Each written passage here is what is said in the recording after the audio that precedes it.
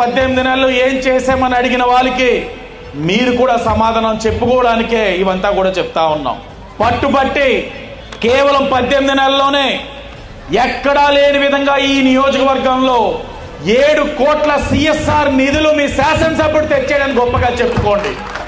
ఎంతో మంది నాయకుల ఒక కళ, రాజమండ్రి ప్రజల ఒక దశాబ్దాల నిరీక్షణ, రివర్ ఫ్రంట్ నిర్మాణానికి పట్టుబట్టి ఈరోజు పనులు పూర్తి చేశాడు మీ ఎమ్మెల్యే అని చెప్పుకోండి. రాజమహేంద్రవరాన్ని సాంస్కృతిక రాజధానే కాదు, క్రీడా రాజధానిగా తీర్చిదిద్దడానికి నేను కృషి చేస్తానని చెప్పి ఎన్నికల ముందు హామీ ఇచ్చాను.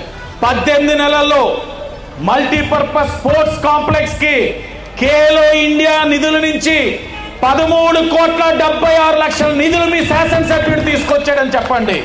యువతకి ఉద్యోగ అవకాశాలు కల్పించడానికి 100 కోట్ల పెట్టుబడి ఈ ప్రాంతానికి మీ శాసనసభ్యుడు తీసుకొచ్చాడని గర్వంగా తెలియచేయండి. నా ఆడపడుచులందరూ కూడా ధైర్యంగా ఉండడానికి మీ భద్రత నా బాధ్యత అనే కార్యక్రమం చేసి గౌరవ ఎస్పీ గారి సహకారంతో మహిళా రక్షకుని తీసుకొచ్చాడు మీ శాసనసభ్యుడు అని చెప్పండి. అలాగే అనారోగ్యంతో ఉన్నవారు, పేదవాళ్ళు ఎవరైతే ఉన్నారో ముఖ్యమంత్రి సహాయ నిధితో ఈ రోజున సుమారు 3 కోట్ల 70 లక్షలు తీసుకొచ్చాం. సుమారు 400 మందికి కేవలం ఈ రాజమండ్రి సిటీ నియోజకవర్గం నుంచే మీ శాసనసభ్యుడు తీసుకొచ్చాడని చెప్పండి.